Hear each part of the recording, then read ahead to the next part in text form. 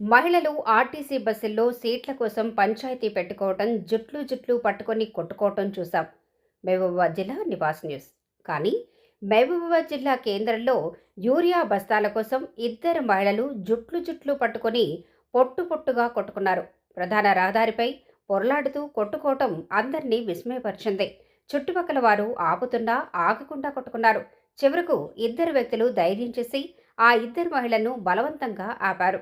మహబూబాబాద్ పట్టణంలోని వివేకానంద సెంటర్లో గల ఆగ్రోస్ రైతు సేవా కేంద్రం ముందు మహిళలు, పురుషులు ఆధార్ కార్డు జిరాక్సులు పట్టుకొని పెద్ద సంఖ్యలో బారులు తీరారు. ఒకరికొకరు నెట్టుకోవడంతో స్వల్ప తోపులాట చోటు చేసుకుంది. ఈ సమయంలోనే ఇద్దరు మహిళలు తీవ్రంగా కొట్టుకున్నారు. ఈ దృశ్యాలు వాట్సాప్లో వైరల్గా మారాయి.